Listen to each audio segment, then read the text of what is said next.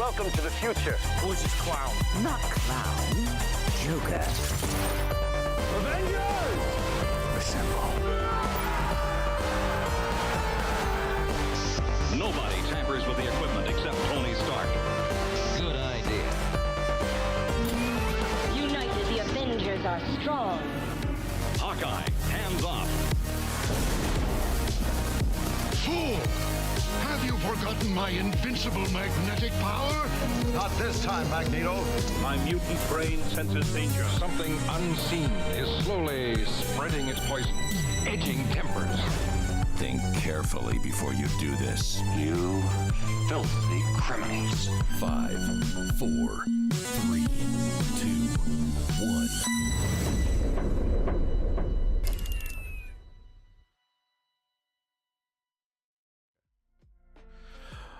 What up, YouTube? It is 2FatGuysPullist, and it is not just Jim. I just started off with just Jim so we can give Nathan his due and his rightful introduction as the champion of the show. Just to give you an update, I am sick, so I can kind of tell my nose is kind of running. But it might be a little bit of a short and sweet episode just because I'm feeling like poo poo. But I did want to talk about these books because there were some solid books this week. But we'll get to that in a minute. First, we're gonna talk about our business. We gotta talk about our show's sponsor, which is Collected Comics and Games here in the DFW area.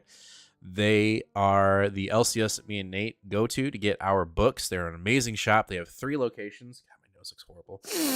And yeah, Ron and Brand over there do a really great job. So if you're ever in the DFW area, make sure to hit up their 3 locations: one in Fort Worth, one in Keller, and one in Irving. So definitely go check out Collected Comics and Games when you get a chance. Yeah, and then we're going to talk about our subs goal giveaway, which we are giving away a pretty decent book when we hit 950 subscribers. And that book is this King in Black number 5. I should know that by now. The spoiler variant, right? Stegman cover. It's an amazing cover. We're giving this away at 950. We're very close. As of recording this right now, the number is at 926 subscribers. So we're right there, guys. We're right there. So make sure if you're not already subbed, hit that sub button, ring that bell, and give us a like. Always, we are also giving away a Amazing Spider-Man number 4 Original Sin tie-in first appearance as Silk when we hit 1,000 subscribers, which we're very close to hitting that as well.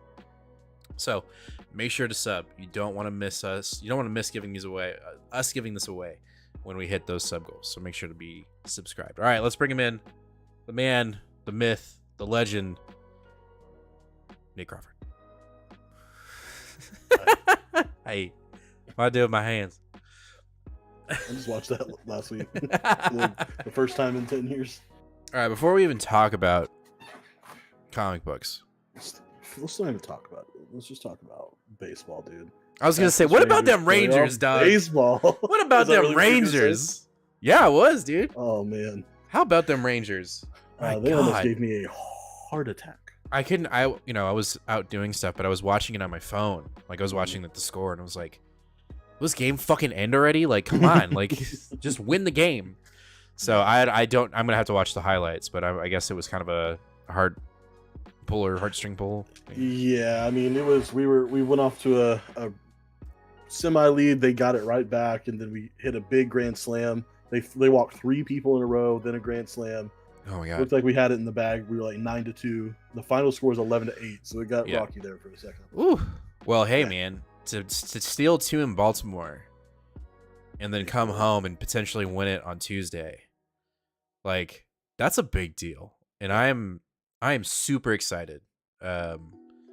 Again, I know this is a comic book channel, but like you gotta understand, guys. We live in the DFW area. This is a big deal. We are homers for our local, right? Oh, for most of them. I said baseball team. I know. I was waiting for you to say team because I was like, I don't know about that. But anyway, yeah, like it's insane because they weren't really expected.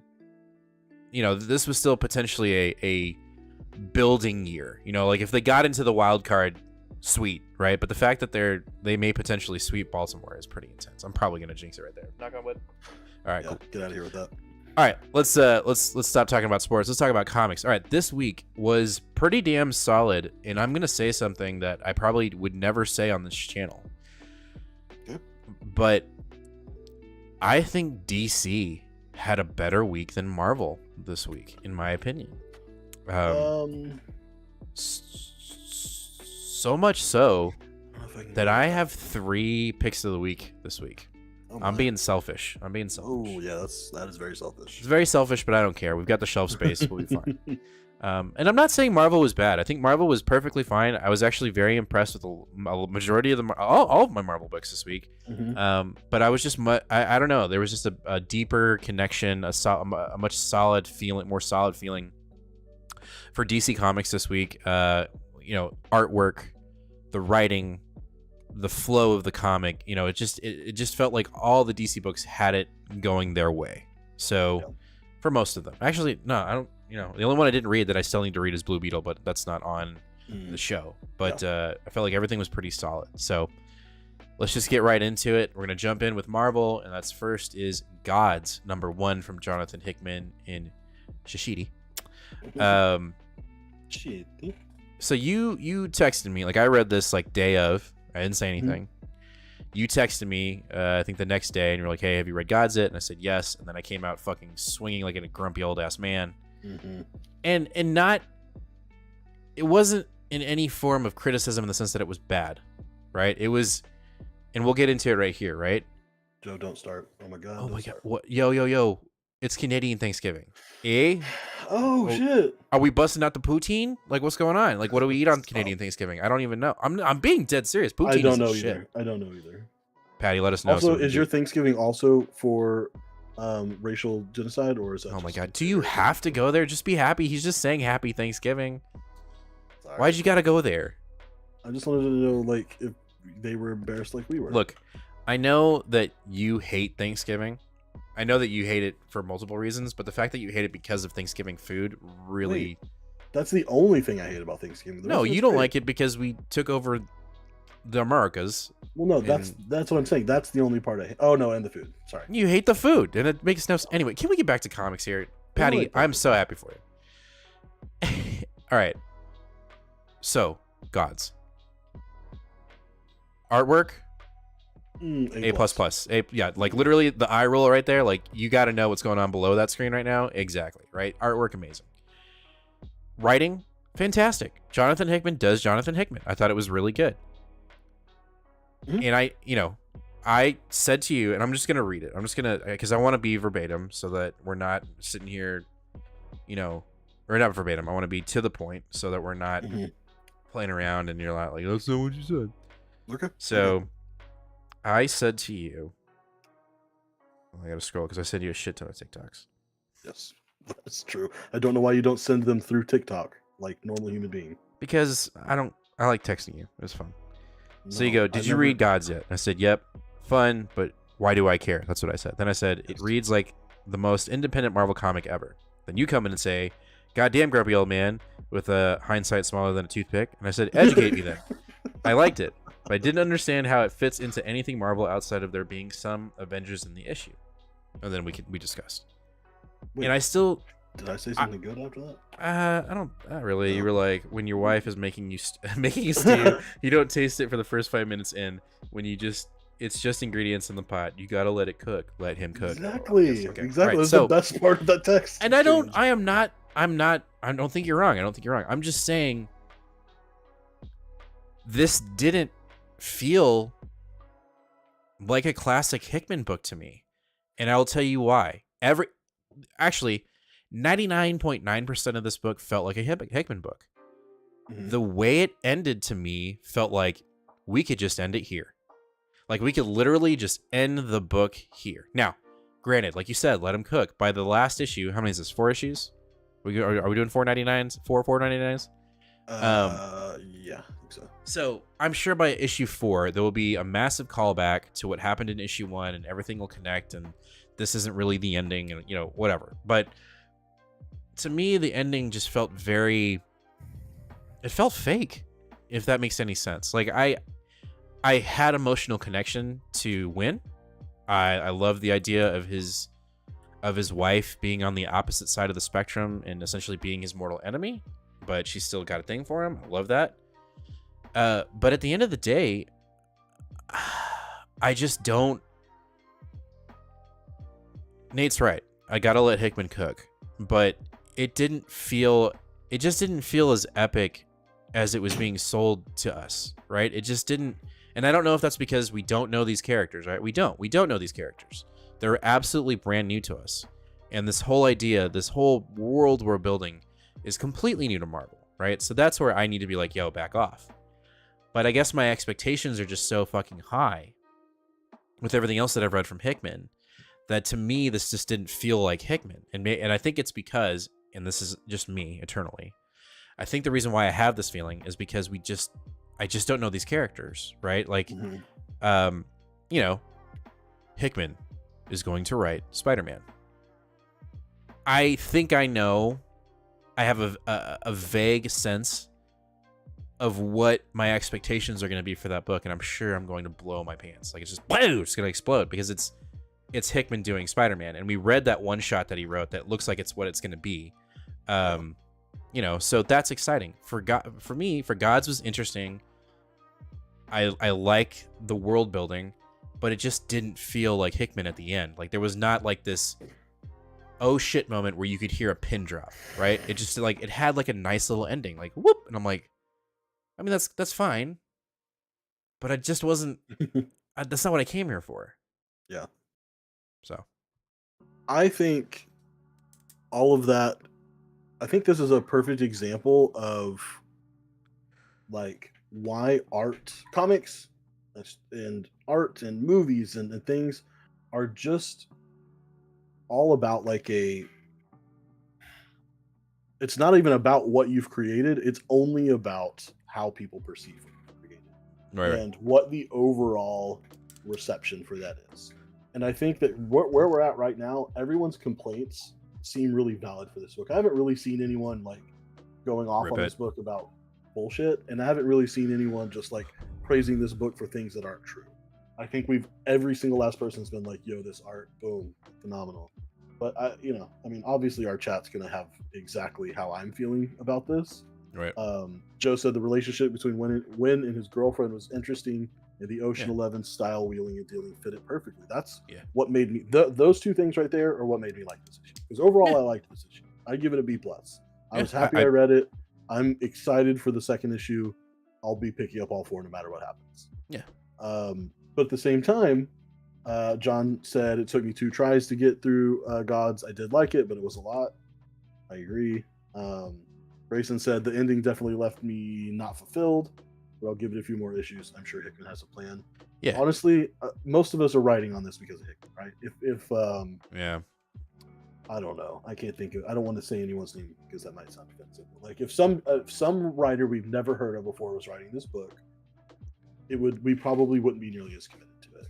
And we wouldn't be nearly as committed to it, and also we would not be committed to it if it was a $9.99 with another author. Like the only other author I'd pick up this book with at a $9.99 issue spend would be like Donny Cates, Philip Kennedy Johnson, Daniel Warren Johnson. Yeah. But I agree with you. B+, 100%. But the ending just didn't feel like Hickman. And I'm sure when we get to issue 4, I'll be like, I was so fucking wrong. Issue 1, A++++, because it already, and I'm sure that's going to be the case because it's Jonathan Hickman, I do that Ocean's 11 reference, love it. I do like that Wynn is kind of a grumpy old man. Like throughout this entire issue, everyone's getting their asses kicked and ripped in half, and he's just jumping dimensions casually and bartering with, massive level mortals and mutants and just omni beings. So that was dope. But we'll just have to wait and see. Like Nate said, I gotta let him cook. But initially, I just wasn't. The first read, I was just kind of like, it's cool, but it just doesn't make me feel like something big is happening here. And I think it might be. I really do believe it's the ending. The ending just felt too closed. It felt too like a bow has been tied. Like you could literally leave it here and not read another issue and be fine. Like Wynn got his kiss, yay, But yeah. Joe says Wynn feels like a John Constantine style character. Yeah, I get that too. But see that my favorite thing was the characters.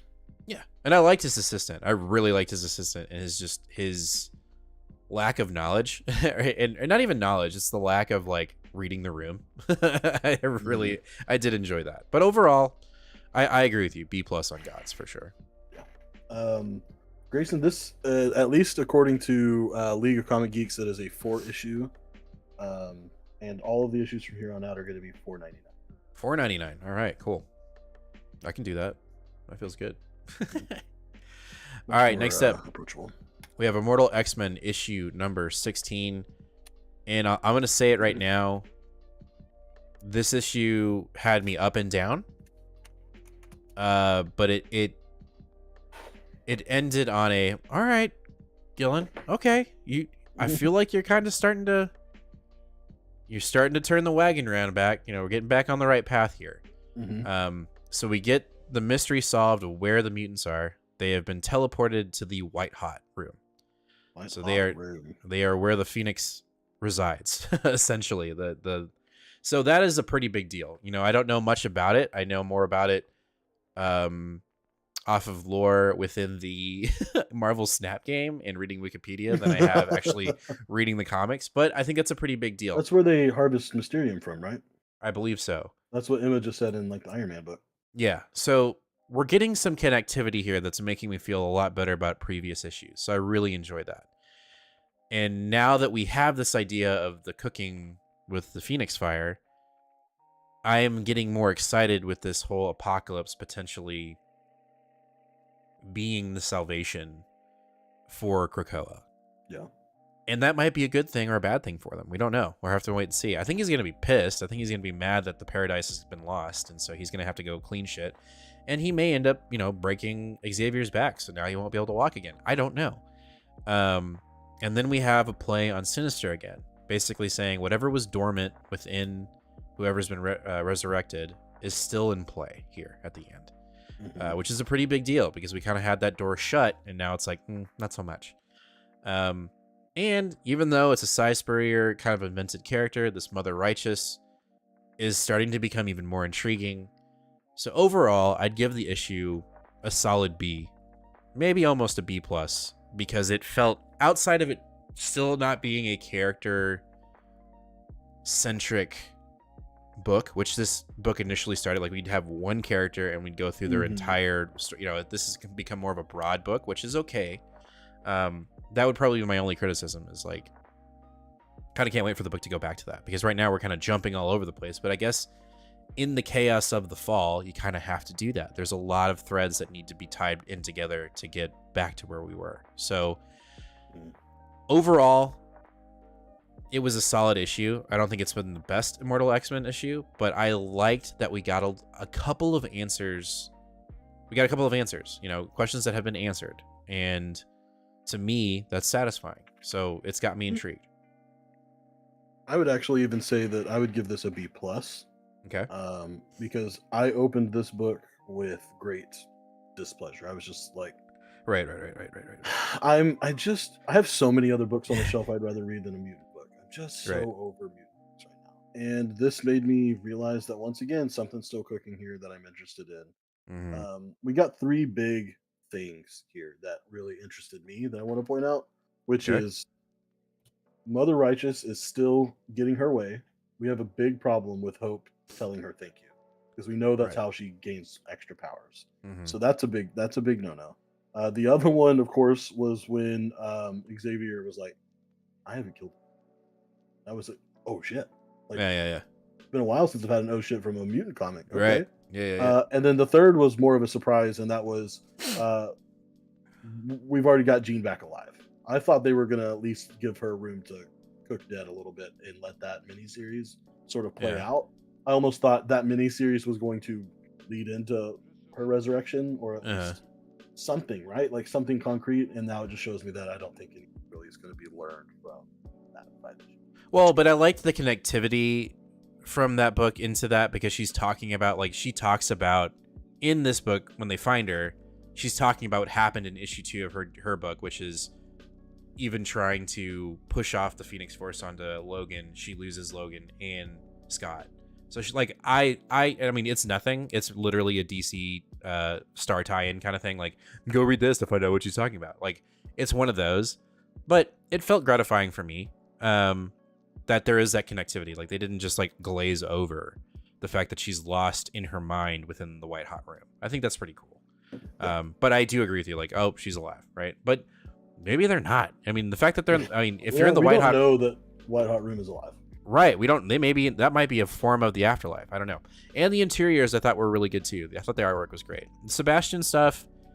That was, if there's one other thing to like criticize about the book, I don't really care about Sebastian. And his flip-floppiness to me is so annoying. Like, oh, I'm on this side now. Well, and I know that's his character, right? Like that's the basis. Yeah, I was about to say that. Like, if there's one thing you should know about Shaw is that Shaw is actually never flip-flopping. If he's ever good, you know he's just lying. Right. And I think that's something I only understood by reading a lot of OG Claremont Shaw, because he's done this time and time again. I mean, he'll go 30 issues and you think this guy's good, and all of a sudden, oh, actually, right. I've been playing good guy for 2 years, and now all of a sudden here I am. It just felt like a switch, because like he just went bad, and there's like, oh wait, you're gonna, okay, never mind, I'll be okay, I'll do this. It's like, oh, okay, whatever. Joe, that sucks. If Jean Grey book doesn't pay off of her coming back, then what's the point of the Jean Grey book? I think she'll learn how to escape the White Hot Room. I think that's what that book will be. She's gonna go. That's what she's looking for. I don't think she knows that she's. I don't believe she knows that she's trapped in the White Hot Room. But I think that book will pay off how they get out. She's gonna learn how to get out of it, or how they're gonna transport back to Earth or resurrect. I don't know, but I think that is how we find out. That's how she will be the key to them getting out of the White Hot Room, which makes sense. Late to the party, but what's up, y'all? What up, Disciple? You're not late. You're just on time. Joe, Brooks did some Uncanny X-Force and Wolverine and X-Men special. Nice. Yeah, that's actually what I was just looking up. It's the older stuff. Well, and it looked like it was before he changed his style too. Oh, okay. His cover style is not quite like his interior style. All right, next up, X-Force. This will be quick, but we have some payoff, right? We have finally Colossus has finally rid his control, or being controlled by the author mutant that was writing his actions. And we get payoff with, unfortunately, Deadpool no longer being on the team. He basically says, "Fuck you guys, I'm going home." Actually, no, I'm an Avenger now because I'm here with Cap, and I'm doing my thing. So there was kind of a little cool tie-in there, which is kind of disappointing. But overall, this issue was actually quite gratifying, in my opinion. Colossus is no longer being controlled, and so the issue ends with the writer writing the story for a kidnapped Orcus agent who he ends up using to kill Mikhail, his brother. Oh. Like stabs him like in the face or something like that. I can't remember. You did. But I'm sure he's not. I'm sure, because the next issue of the cover is like him and Colossus fighting. But we're finally tying in and tying up this issue of the fact that Colossus is this double agent sleeper dude that is being controlled. So will he pay for his sins? I'm sure no one will hold him accountable for it, but he'll hold himself accountable. So I'm sure we won't be seeing Colossus at the end. Like once this ends, I'm sure he'll put himself in exile, or under the island. Like, I can't, like whatever, dude. So, but overall, like the issue. I thought the issue was fun. So quick on. Nice. All right, let's talk about X-Men from Gary Jerry and Phil fucking Noto. Sorry, I actually like this issue, but I'm booing it because I got one panel of Cyclops being with his eyes shut. I should have seen like his organs being harvested and like all of his veins being cut and like the dude's got a toenails bomb being ripped off. He's got a bomb inside of him. Oh yeah, okay, so he's gonna die instantly and not get to suffer the suffering. Holy shit, Nate! This is a fictional character. Chill out. Phil Noto. Let me just say this. Love the callback to Chip Zdarsky's X-Men versus the Fantastic Four run here. Mm-hmm. Love that we used Phil Noto to. Well, no, but Phil Noto didn't do that. It was somebody else, wasn't it? It was somebody else did that. Wasn't it?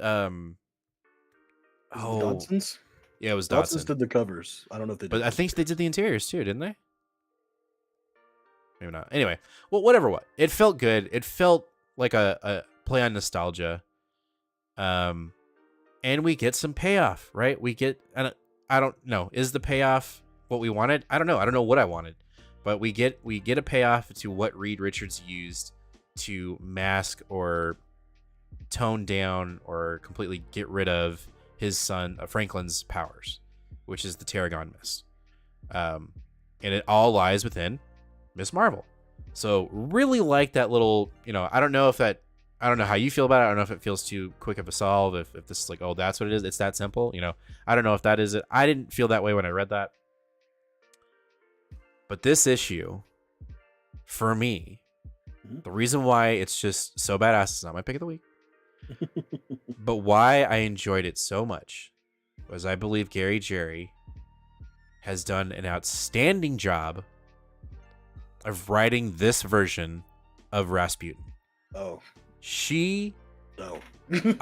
No, because it's not the Rasputin we got in House and Powers. That is a completely different character. This is a RoboCop. Rasputin right now is a RoboCop. That is all she is, and she knows black and white. That's it. There's no gray. So when the Thing shows up, just to say, what the fuck are you doing here? He's like, you're not the prerogative. Boom! And just punches the fuck out of him. I thought that was hilarious. I love the comedic timing of her. I love that she doesn't understand the mechanics of the time she's living in, right? She's from the future. I've read about this. This is what's going to happen next. So I got to make sure I get to that point, right? And Miss Marvel's like, yo. You got to cool it, dude. Like, these are our friends. So I really did like her kind of going on a rampage and just trying to beeline. I know you didn't, but trying to beeline to Mr. Fantastic. I thought that was great, in my opinion. Overall, I liked the issue. I liked the connectivity of it. I like that X Books had some payoff right now. Yeah, this week did have payoff for sure. So I liked it. Also, Noto on interior is always going to give me shivers. Oh, yeah. Love it so much. I miss it. I don't ever want to see Rasputin again if this is how she's going to be written. Stop it. I was annoyed, like so irritated. Hated her in this issue. I love it. Loved her. Oh, it was the same joke 6 times. Like, I get it. Oh. I get it. But like, you're an idiot because you only know you're in this new world. You don't know anyone. You don't know what's going on, but you know that you have decided to trust these, like, 4 or 5 people around you. And all 4 or 5 of them are telling you, stop fucking with these people. They're our friends. She's smart. No, I'm saying this is bad writing. I'm genuinely saying this is bad I know. I liked it. Like, it just makes her seem like she's a nincompoop. And that's not the character at all. Well, okay. Again, that's not the Rasputin that we know, right? This is still a smart character, though.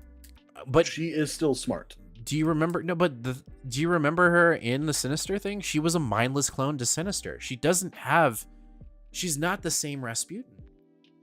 I'm just saying. I think it breaks general lines. Like, okay, I just think you've established these are the people you can trust. They're telling you not to do something. You'll stop doing it. That's just what operating things with consciousness do. Okay. I don't know. To me, it was off, but I still enjoyed the issue. I'm shocked that I was happy with the X books I read this week. I'm shocked that you were too, because I thought for sure I was gonna be like, I liked it. You'd be like, no, it's trash. No. Joe, after experiencing the sprawling Krakoa era for 4 years now, how do you feel if we go back to vintage style mutant storytelling? I think it'd be fine. I think we kind of have to, unfortunately. And I say unfortunately because I still want to play in Krakoa. I really do. But I just feel like, and this is where Nate's going to be like, oh, fuck no, if that was going to be the case. Writer strike is over. Actors are coming. The next phases will be announced. And we both know that the next phase is going to be mutants. Like, we just know it. Like, they're going to be introduced in Secret World or War World or whatever, the Secret Wars. And that's going to be, whether it's Deadpool doing it or it's Secret Wars doing it, the mutants are coming. And when mutants come, I think they're going to, this is another example of where Marvel Comics will be dictated by the movies. And the Marvel office is going to go, we need, this is going to be another access point for casual readers or someone that has been thinking about going to get comics. Why, we can make a buck by saying, look, new X-Men #1, we're going back to the basics. Xavier's in, he's in the floating wheelchair. will they, won't they, Wolverine, Scott kick each other's ass over Jean Grey? Like, I just feel like it's coming. Is that a good thing? I don't know. But I do believe that we're heading in that direction, personally. Yeah, I think one of two things has to happen, right? Well, I guess there's three options. Yep. One is we stay in Krakoa. One is we do something totally out of left field. And one is we go back to basics. We're in the mansion. Xavier's in his chair. We're doing that. One of those, Krakoa, has me buying some books and paying attention still. Yeah. Obviously, I can't speak to them doing something we don't know what it is. But I won't be upset no matter what they do, because if they go back to the to the school, and Xavier being in the chair, now that just means I 100% will not be buying any mutant books or anything with even a mutant in it. I'll just be done. So that's that makes it easy for me, because right now, juggling 6 or 7 books, it's hard, it's expensive. I don't even really like doing it. It would honestly be fine if they just did it. I do think it would probably be in the top 3 most catastrophic things Marvel Comics would ever do in the history of the company. Yeah. But if they do it, then okay, whatever. All right, let me ask you this. So they go option 3, right? They go back to the mansion, Xavier in the wheelchair. May next book. Artwork. You could do each alternate issue is being written by Philip Kennedy Johnson and Donny Cates, art by Daniel Warren Johnson and Valerio Schiti, and all comics for $1. I'm still not buying them. Artwork is no combination. This is officially the first comic. Artwork is Pepe Larraz. Mm-hmm. Writer is Donny Cates. Is the comic free? Are you serious? You would not pick that. You would not pick that up if Donny Cates wrote it. No. I would. I'd be on that. I'm just not interested in that story. I would rather reread my Stephen King books than read that story. Not interested. Okay, Xavier's a bad guy, and Magneto's in charge of the school. We did that. That's literally over 100 issues of Uncanny When get introduced. He's off fucking an alien in space, and Magneto's the head of the No. But I'm saying Xavier is present, but he's the bad guy. Don't care. Not interested. Okay. All right. He's the bad guy. Scott is his evil henchman, so he's not in the. So no. Okay. No, he needs to be dead or non-existent. Just don't have the character in the book. Holy shit! Now, if you take Cyclops out of the book completely and just erase him like he never existed, okay. I would probably be on board. Donny Cates, R.B. Silva, Cyclops solo book. Yeah, I mean, I'm not getting that. Let's move over to DC. Oh shit. Yep. That's Jim's pick of the week. This is my fucking pick of the week. It's one of 3. I don't know. I don't know if it's because I read this 30 minutes before the show, but I really, really enjoyed this issue. It's not that I've been iffy on Chip Zdarsky's Batman. I think it's been a really fun ride, right? But when we did that Elseworld shit, I was not happy with it. I was like, this is boring. This is stupid, right? Mm-hmm. But it's a foundational crack that gets us to here, right? Mm-hmm. And so when I read this issue, it really had me remembering everything we've gone through with Chip Zdarsky in Batman. And it made me feel good. And when reading this book, I felt completely and 100% in it. Like, and I'm really more zoning in on the Batman thing. Just all of the Batman stuff with the family. Mm-hmm. I could give really 2 shits about this slider dude that's trying to become immortal and make an immortal. Like, I know that's a main plot point. I really don't care about that. I really like this downfall of Bruce. And I love that his kids are just like, the fuck are you doing, dude? Like, you have lost it. And they basically all know why, right? He's got this, the Zom or whatever the fuck it's called, alternate personality within him. And dude, the brutalness of what he did to Jason, like, Bro, but you fuck. didn't. I mean, yes, you got most of it, but you didn't even read the tie-in. I know. I didn't read the tie-in. You're right, but you know what? I think that's strong because I'm already going like, I think I need to go read it now because like that, that was fucking brutal. So, and then on top of that, this book just doesn't feel right. No matter who's writing it, if Jorge Jimenez is not on the art, this book is absolutely gorgeous. Yes, Gorgeous. It is. It is. I mean, I'd read the page and then I'd just look at it. Just look at it because it. I mean, his Catwoman. Wow. You know, like, god damn, it just looks great. I enjoyed the shit out of this issue, and it's got. I was not really like super pumped about Gotham War. I know we're on part 4. I'm all in. I am 100% in. I am just. This has got me so intrigued, and I really, really liked when Dick found out what Bruce did to Jason, and when he comes in and it's just like, motherfucker, what is your problem? Like, I don't know. I'm sorry I'm swearing, but that was. I loved it. I agree on all points. I think this is a really powerful issue, and I feel apprehensive, but I'm trying to just throw myself fully into it because I want Chip to do something big. I want something to happen to Bruce that is a focal point of Batman and Bat Family comics for years to come. Whether that means Bruce is out of the picture, Bruce is injured, Bruce locks himself away in the cave and says, I can only be an Oracle-like figure. I can't trust myself to be in the field. Just something. I want something big, huge, dynamic to happen. It almost felt like it happened. It almost was like when Drake and Dick looked like they were gonna get caught.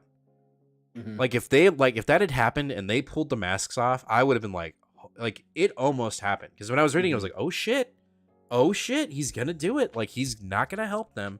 So it almost happened. And to me, I feel like Chip is like, he's kind of teasing it like, hey guys, get ready.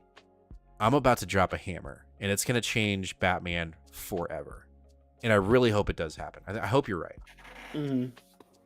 Yeah, I don't know. We'll see. But for right now, I'm super excited with what all's going on here. So. It was a solid issue. Yeah. And the fact that there was only a measly little tiny little Batman or Justice League versus King Kong, whatever. Wait, what? Or was that in there? No, there was just a big ad. No, this was the Sandman preview. Sandman one, yeah. Which that I didn't read it, but it looked kind of cool. I did read it, and it does look kind of cool. I don't know if I have the bandwidth to commit to all these Golden Age minis. I agree. I totally agree. Halftime question: due to artists being off and on runs, how would you feel if Marvel and DC had AI create the art to fit the style of story so that the art will be consistent throughout the run? I say no. And I know that's kind of contradicting because we are complaining about consistency, but at that point, you're not paying. There's nothing I'd say no, because that artist isn't getting paid for that work. No. And I would say no, even if the artist is getting paid for the work. Well, yeah. And I was about to say, like, even if the artist got paid for it, I'd still say no, because they wouldn't get paid consistently. They just get paid for, like, here's your one-time fee. We have your art style. Like, no, I don't. No, I'm sorry. No, I has not contribute any monetary. No, not in that.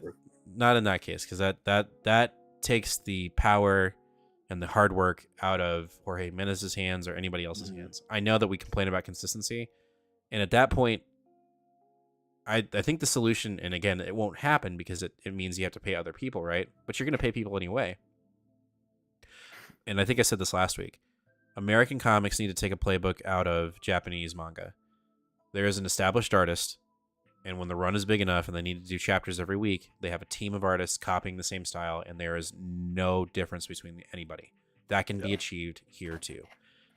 It's just I think it's an American mindset. It's, you can't do that. And like, no, like, set up the team, right? Like, set up the team so that Jorge Jimenez's art style, with him being the lead artist, is consistent for every Batman book. Same thing with Daniel Warren Johnson, or Chichetto, or Phil Noto, or RB Silva, or Pepe Larraz, any of them. It needs to be consistent, and it's doable. So if there is any taking a page out of someone else's book, and it's not AI. It is build a creative team, build an art team that can do the same level of artwork as Jorge Jimenez, and have a consistent, like, same thing with Superman. You know what I'm saying? Like, have a consistent artist that makes the book. This book was so much more enjoyable because Jorge was on it, and that's not a knock on Chip Zdarsky. That is a full spectrum of the concept that we're doing with comics, right? Yes, the writing can be fantastic, but it can totally, artwork can totally just take the story and ram it down the shitter if it's not good. Like, I'm sorry, it doesn't matter who's writing it, and that's the medium, and it needs to stay consistent. But I don't think AI is the answer. I think that's what AI is it's just an easy way to pay people less money and be consistent. And to me, that's greedy. I guess it's good on us, right? Like, we get to have our consistency, right? But I just feel like it would be dirty. Like, I'd feel dirty. I don't know. What do y'all think in chat? You let me know. I don't need to say anything different. I'm the same. Yeah. No AI art, that'd be the beginning of the end for artists in comics. Totally agree. Teamwork makes the dream work. That's right, baby. You'd be surprised how many comic readers don't know who is on the creative team, and I feel sorry for the feel in the artist because they're rostered for being no. And I think that's something that we also are working on the channel, is to give everyone their creative due. You know, that I think that needs to be a constant when it comes to talking about comics, because it does take there are a lot of people involved in trying to get this book out the door, for sure. I don't know how Bruce Wayne can be redeemable after this, unless they say his being possessed by some symbiote, because Bruce created this personality. Oh, yeah. Okay. I like that. Yeah, that's what I'm saying. Something big needs to happen. Birds of Prey, issue number 2. This Chips. Second pick of the week. All right. I don't know. I liked issue 1. I read this book, and even though it is thick, it is a little dense. I like this team. I really like this team, and fuck the haters. I love the art style. I love the retroness of the book. I think this book is fan-fucking-tastic. I'm really liking the story, and I am digging every single one of the characters. I think all the characters do great. I love that this team feels unnatural, and that's a good thing. I really like the back and forth banter, really more just Big Barda just talking, but I like her and Cassandra, and I like she's just like, come with me, little bat. I don't give a shit what you think. Like, you know, like I think the comedic relief, there's a lot of comedic relief in this book. But I really like Barda and how she talks to the group.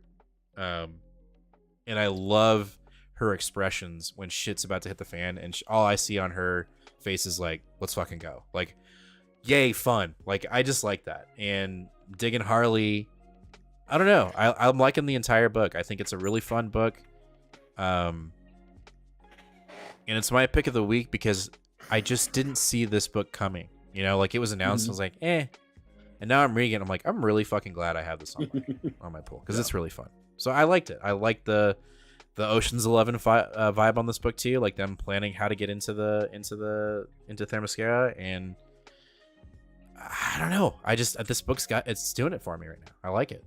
Yeah, I agree wholeheartedly. This is one of my Silly Goose Time books. Yeah. I think Kelly Thompson's done a really good job at that is satisfying and intriguing, and kind of hitting every point that you want. For a team, there's a funny person, there's a serious person, there's a confused person, you know, it's just kind of all there. Yeah. No, I think the character dynamic of the group is great. I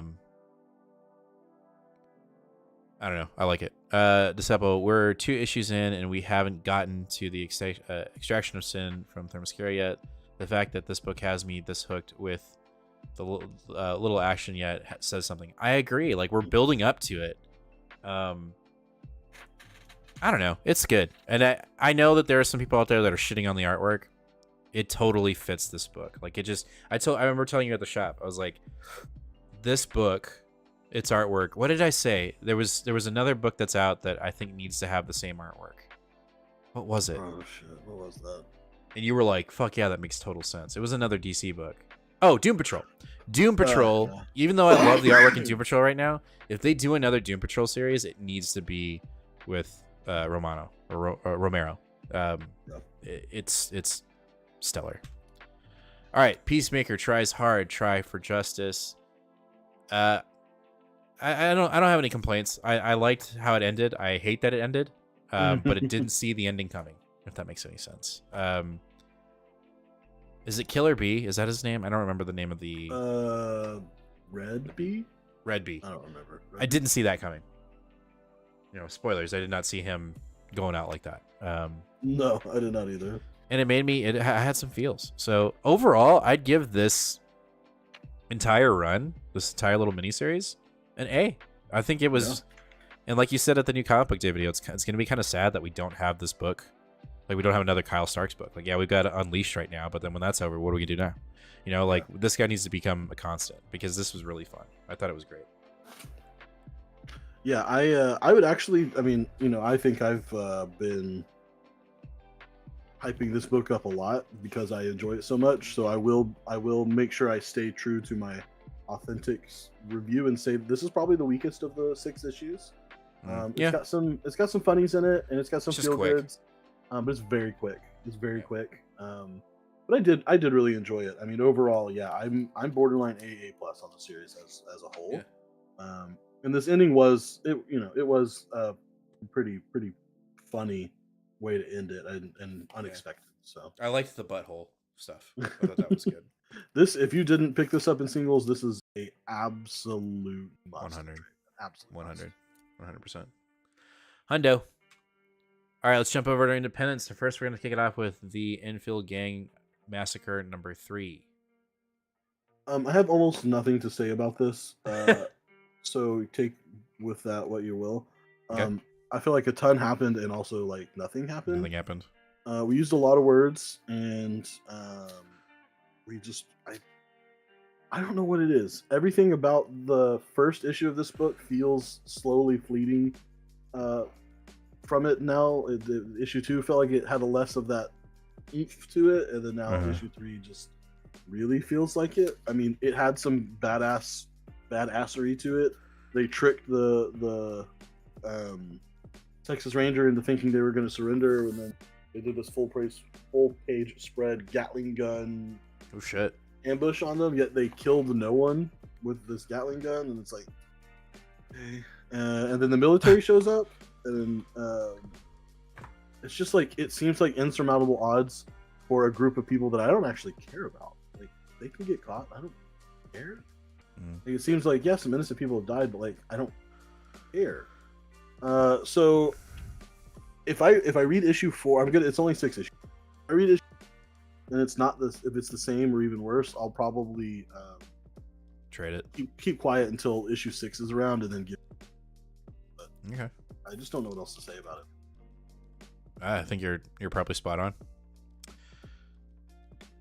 Peacemaker is blowing up like Harley Quinn did after its on-screen debut. Yep. I felt like this issue didn't quite reach the heights of the first 4 issues for me, but it was a fair ending and wish it wasn't already ending. 100% on Peacemaker. Issue was exactly like issue 2 for me. I hope this reads better when I have all 6, but outside the ambush, not much seemed to happen. So yeah, that's exactly how I felt too. So there it is. All right, next up we have Sacrifices from Rick Remender. All right, so this is really close, but go ahead and do the thing. Do that. Do that thing. So we, by the way, which is 3 for 3 for Sacrifices. So right, that's good. This issue almost did too much, but it pumped the brakes right when it needed to. So we've been building up to what's happening to these kids, what's happening to these sacrifices that are getting taken. What's the thing? The first issue, it's all toil and turmoil and terrible settings, rain, and they're being dragged on chains, and then you get this one girl that shows up that's like an apostate, not an apostate, but it was like a chosen one that she offered herself, and she's super excited. She's like, this is going to be great. And then issue 2 sees them ending in like a paradise where there's like food everywhere and it just looks like everything's going to be great. She's like, see, I told you so. And then issue 3 opens up with this. We're getting a huge, like essentially like a huge political gathering. Everyone from the different parts of the kingdom are coming together. This is where it almost does too much, is it gets really into detail about who these people are. Not everyone, only 4 or 5 characters, but we get a lot of details about these characters who so far, I don't know if I'm supposed to even care. How long am I going to know about these guys? Like, it's just a lot of info quick. Luckily, it stops before I lost interest and was like, okay, this is too much. And it had this really cool, interesting segue from the actual scene of everyone arriving in the big hall to the kids in the paradise area, which you got to read to see. It's hard to explain, but it was really great transition in the comic. And we see these kids laughing and playing, and there's these little creatures that look really happy until you like really look at them. You go, actually, that's creepy as fuck. Like, it's like a clown, you know, like clowns are supposed to be exciting, but then you look at it again, and you're like, no, that guy's smile is like too big. He's looking at me too hard. And they are like, all right, you know, this person, y'all are the chosen ones first. You get to go into this fun place, and it's gonna be so exciting. And they're like, okay, it's okay. They get set up in these chairs that look like they're like little hairdresser things. Oh no. And they're getting fed candy and little soft drinks and everything. And then it turns out, them's needles in there. And they are shooting into your brain and going to make you make faces like this one. And they start sucking the life out of you. And our poor girl that we've been following, she actually sees what's happening, and before the needle goes into her brain. And so it turns out what they are doing is harvesting joy from these children.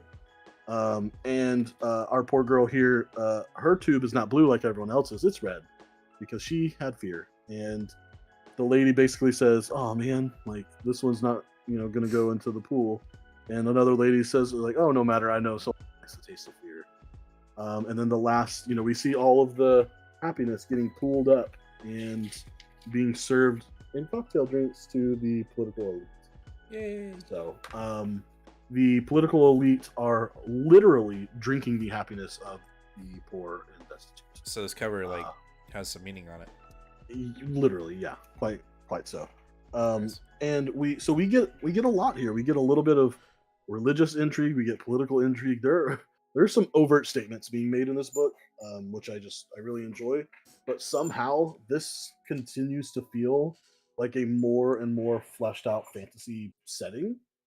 I don't know. To me, it's doing 2 things that I would expect 2 separate comics to be doing and trying to succeed in just one of them. It's somehow doing both at the same time. Like cotton candy, Calvin. Yeah, this book, I had some really good books, but this is the definitive pick of the week. All right, like, cool. Definitive. I really feel like if we're only 3 issues in, I feel like if any of the things sound even remotely interesting, or if you're a enjoyer, like I think you got to jump on this. And it's going to be pretty big book. What's y'all's thoughts on what Joshua Williams said in an interview about binge culture is hurting long, sprawling stories because the pacing is more to tell a long arc? I would have to see it. I did not read, so I'm not sure the context is, but he said binge culture is hurting long, sprawling stories because the pacing is less. Is more to tell a long arc. I would say, without context, just seeing this, I would say I think that is least applicable to comic books because television has not been bingeable for very long in the scope of how long we've been doing television. Even so, movies have not been bingeable for as long as we've been doing television. But the one thing that's been bingeable since the day it started was comic books. You read your comic books, as soon as you got your nice run, it's done. You could just. My favorite. No one said Claremont's run was great because they only read it once over 20 years that he was producing it, right? Like, people went back and read them 20 issues in a row in one sitting. Boom, boom, boom, boom, boom. People have been binging comics since the 60s and 70s. So I would say, as far as comics goes, I think that's a very bad take. It sounds Now, like he's just. as far as TV and other things go, I don't know. That's probably a different story. Which, side note, watched the first episode of season 2 of Loki. Fuck. And I am in the middle of Ahsoka. Fuck, dude. It's Like, good Disney shows right now. Star Wars is big. It's big. And I've never been one of those people that have been like, Star Wars sucks. Like, I've been enjoying Star Wars, but man, that one got me. Like, I was like, dude, Dave Filoni, and what's the other guy's name? Guy that was in the Chef movie that's doing the Mandalorian. Oh, what's his name? What's his name? No, I have to look it up. I don't know. But while you do that, Disciple, I'm glad you agree with this pick as well. John, that Will Favreau. Both of them are the George Lucas disciples, and they could literally do no wrong and just take Star Wars. Just take Star Wars and run. Just do your thing. Okay, anyway. Yeah. No, you're fine. What was I saying? Calvin, how's joy taste? That is like cotton John. candy. Like, I feel like there's a good amount of copies that were still at the store when I was there. A little tired, I'd imagine. Calvin, I've only read the first volume of Promised Neverland, but you're right. It does have a very similar feel to that. You said the current writers have to do. Don't shut up. Okay. Shut up. Okay.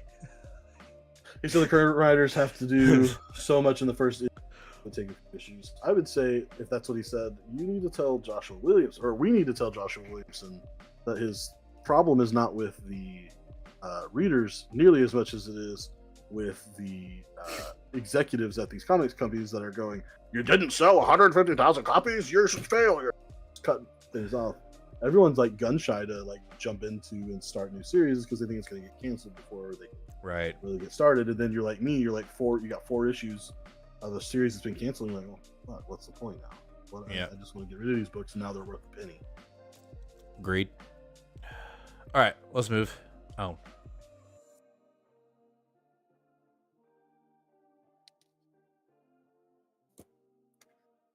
This cheers. Yeah, I mean, we all knew you were going to hold this book. There's no way you weren't expecting that. Yeah, I said it in a new comic today. This is my pick of the week. Like, all right, chat. I need you to do something. I'm dead serious on this. I told you guys to do this with Kyle Starks, and I still want us to do this. Daniel Warren Johnson has his own YouTube. He does a podcast ever so often where he talks about things. He did a director's cut talking about issue 1. And I started watching it, and I'm like, we got to get this guy on the show. We have to get Daniel Warren Johnson on the show. I'm going to reach out to him on email. We're going to hit him up on Twitter, but I need y'all to blast him on Twitter and just be like, y'all, you need to get on Two Fat Guys Pull List's show. We need him on the show. We need to talk to him. This guy is my hero. Yeah. Did he do your Robot Men proud? Here's the thing. I love the issue. I think he found the voices of all the Transformers very well. I only bought one. Surprisingly, I only bought one. But I'll say this. You knew it was going to be my pick of the week because of nostalgia's sake, and you're damn fucking right. What got me 100%, because we knew this was going to be my pick of the week as Transformers, is Dan Warren Johnson. No shit, right? But what really resonated with me was Daniel's note at the back. Yeah. I mean, that just felt like me. You know, I had that toy. I knew about, you know, I think everybody knows about when they had that Optimus Prime action figure and his hands would fucking fall out and you'd lose them. You know, like... Not everyone. Well, I resonated with it because I'm... Either way, I think this is probably... I would say this is probably one of his most desired projects. I'm sure he's got other ones. But I don't know, man. I just thought it was all-encompassing. I loved it. I thought it felt really good. The one thing that I really liked was the connection to Void Rivals, right? So Jetfire, we saw in issue 1. He gets woken up and he's like, shit, gotta go, right? And we see him come back in this one. This is where he lands. This is where he shows up. He kickstarts Transformers, right? He gets everybody resurrected and back alive, and then he doesn't realize that the war is not going, the way he thought it was going. I do believe that Daniel has something in store that it will be a curveball. I don't think it's going to be the same Transformers that we know. But this issue did feel very classic Transformers. Same kind of conflict, still the Decepticons. A little bit different way of being resurrected. Like they were never resurrected, they just showed up on Earth. So I think there will be some curveballs. But for an issue 1, it did feel pretty safe in the sense of like the same kind of story, which I am not upset with because I love Transformers. I mean, I just watched the last movie again with my kids, and all of us were just like, fuck yeah, Transformers. Like I just love them. But artwork, stellar. Coloring, stellar. The voices of the characters, 100%. And I really liked the brutalness of the issue. I liked the end where Starscream's like, ha, puny little human, squish, and we see blood. Like, I really like that, And I also like this, like, alluding to this family tragedy with our main human characters and how I guess the big brother was an astronaut and the shit blew up. Like, that's pretty crazy. Overall, I loved the issue. I'm excited for it. The one thing I'll tell you that I'm not going to do, because I'm just not that big of a fan, and I'm sure this is going to upset some of y'all, I don't think I'm going to get the G.I. Joe issues. I don't really care about G.I. Joe. I know I wasn't really a big G.I. Joe guy, even though it's Joshua Williamson. I'm just not. I might look at it at the comic book shop and be like, oh, this is cool, but I don't think I'm going to get it. Transformers and Void Rivals, for me, is where it's at. And I'm sure Hasbro is just loving the fuck out of this issue. The fact that Transformers is going off like this. So I liked it. I enjoyed it. So I don't have much to add. I enjoyed it. I thought it was fun. I'll definitely be picking up more issues. I imagine I will be in on the first arc at the very minimum. Yep. I will say I have a perspective that you couldn't possibly have. Yeah. Going into this blind, not knowing who any of these characters are at all.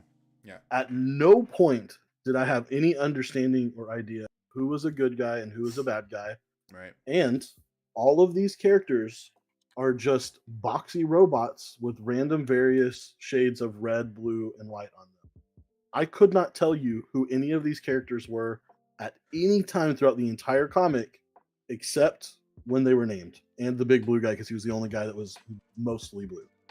I don't know. I still don't know any of their names. I couldn't keep track of any. Yeah, there's a blue guy. Soundwave?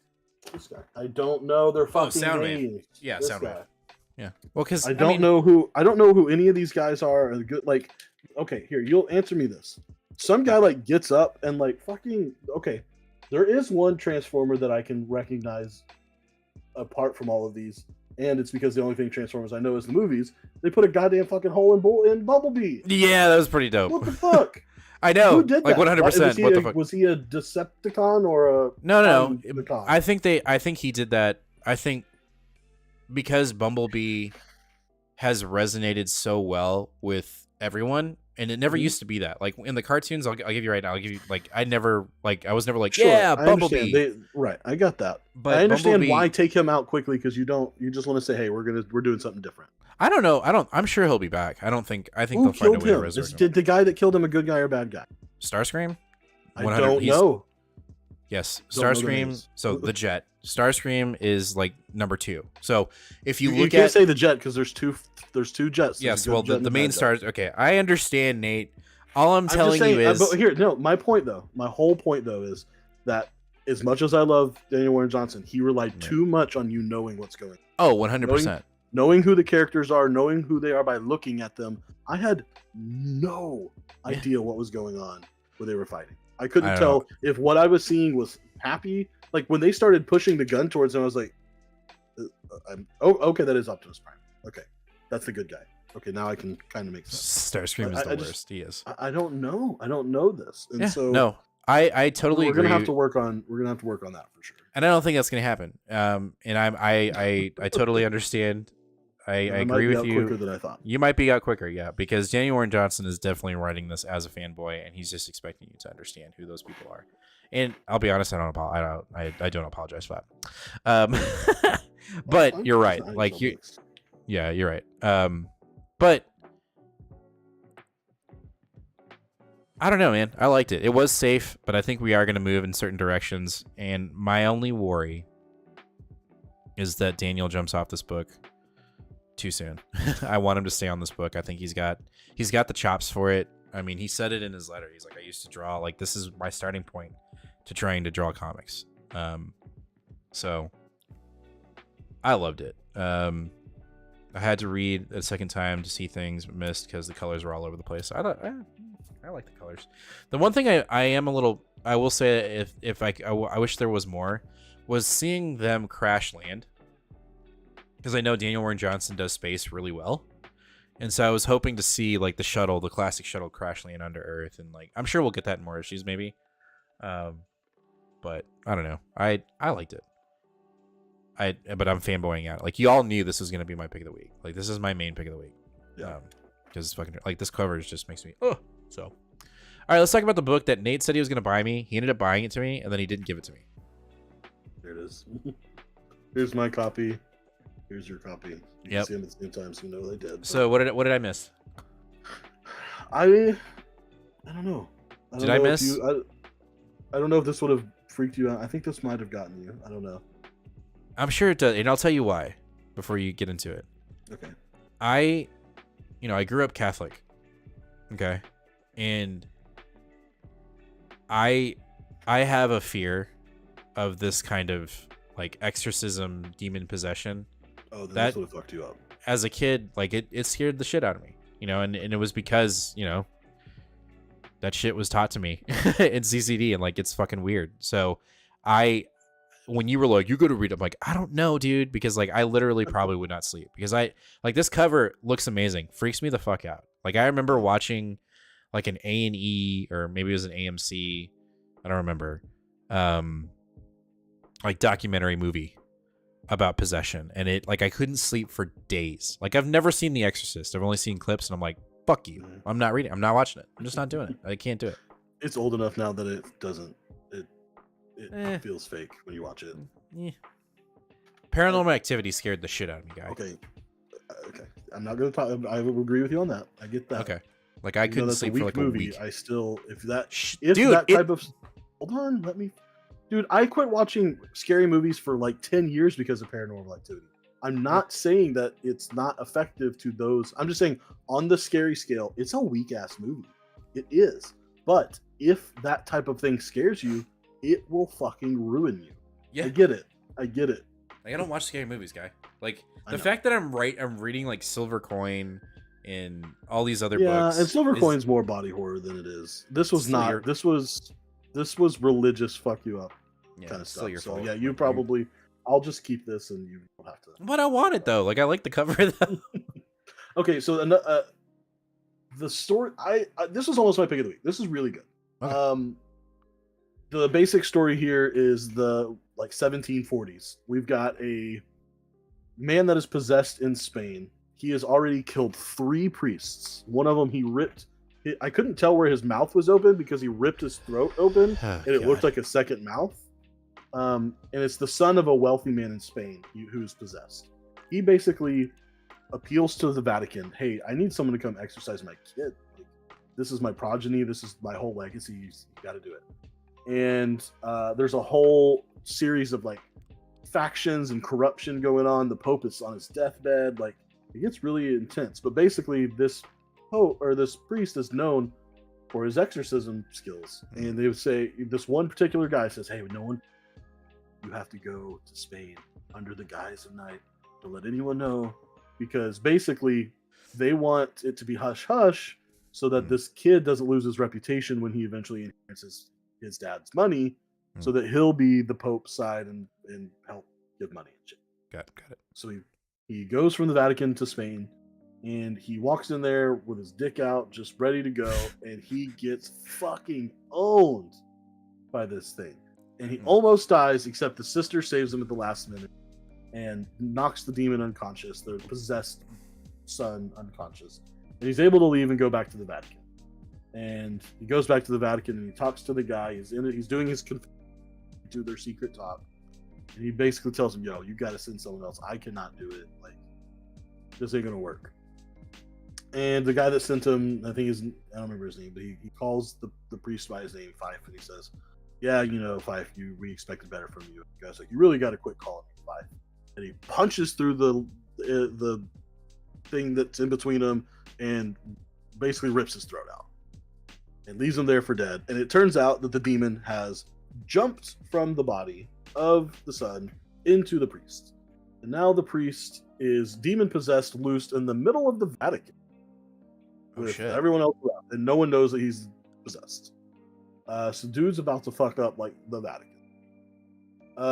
So yeah, it was pretty intense. The parts that got really wild though are the parts that are like this cover. Yeah. When he was doing the possession, now what I realized was the possession transfer from the priest or from the son to the priest. The priest.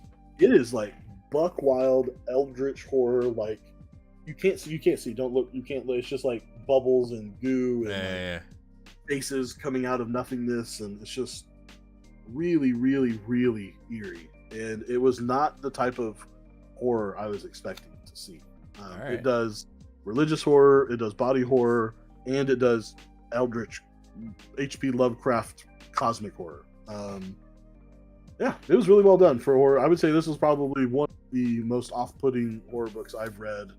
Ooh. Ever, if not in a long time. So that's saying something, because you don't say that. Like you don't say that. If you're into horror books, you got to get this one. This is going to be this is going to be a good one. And it's David Pepose. He's rising. Yeah. Like, you know, he's got a few Marvel books under his belt. He's doing. It's not a nobody team here. What did you think of the publisher? I know that we had never had. Oh yeah, this is a Mad Cave. No, it's great. There's I would say compare it to your an Image book, compare it to your Void Rivals or something like that as far as quality. It's better than glossy Marvel, but it's on par with DC matte. Okay. Yeah, and it was like construction and put togetherness, and I don't actually, now that I think about it, I don't think there's any ads in this book except for ads for another. Actually, I don't think there's any ads in here.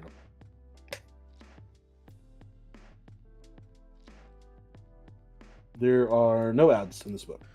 Yeah, ads piss me the fuck off, especially in, like DC books, man. They are just like wide.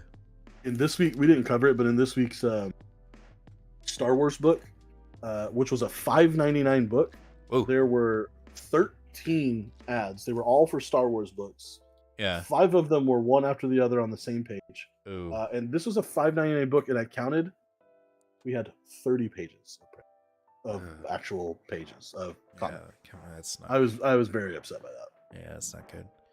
Joe, Nate, does Pepose tell the story with a lot of narrative? Love how he tells the two. No, this is this. I would say this is a.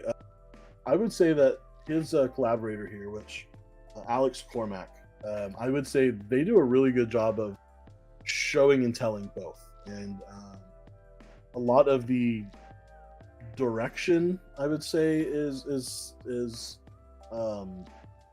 said, but like they let you infer a lot. Like it took me a second to realize what had happened about him getting possessed. So no, it's really good. Interesting. All right, well, that's gonna do it for episode 150 or issue 150 of Two Fat Guys Pull List. Thank you everyone that decided to show up live and watch us live, and thank you to everyone that's watching this as a past episode. We couldn't do it without you. Again, make sure to hit that subscribe button, ring that bell, and give us a like. It would be much appreciated, as we are very close to hitting 250 subscribers. I was like, yeah, it's going to be a short episode. 100, it's an hour and 14 minutes long. We'll see you guys Tuesday for New Comic Book Day, which is going to be a little bit of a lighter week. Well, at least it's light for me. I don't know how many books I have 2 more books in here. That's it. Okay, yeah. So it's going to be a pretty light week. And I think that's good. But I'm not going to lie, looking at it now, I don't really see, I'm not going to say what we have, but looking at it, I'm not really, I don't want to say I'm not excited, but there's nothing just like maybe Superman, Superboy, maybe. There's not really a lot on here that's got me going like, oh shit. So we'll see. But it's a very light week for me. But we'll catch you guys on Tuesday when we talk about all of that. Before we go, I got two things. Right. Next week we need to talk two things. By next week, I will have finished Neon Genesis Evangelion. Ooh! We need to talk that. And I'm not going to talk to you about it, but I'm going to tell you real quick. So everyone needs to go buy it so we can talk about it next week. Earthdiers Volume 1 came out. This is an IDW original by Stephen Graham Jones. He's one of my favorite horror writers right now. He's his biggest things are The Only Good Indians and Don't Fear the Reaper and My Heart is a Chainsaw. They're all really, really, really, really good. He's a great writer. This is the first volume that just came out last week of his comic that is literally a bunch of Native Americans in the future cave that they can send someone in the past. So they send one guy back to the past to kill Christopher Columbus so that they can stop America.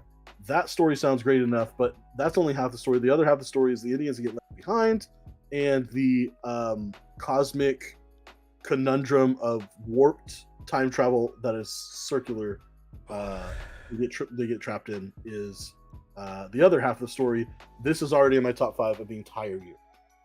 This is must. Please, if you trust me at all, go read this book. We'll talk about it. All right. Well, we'll have to do that.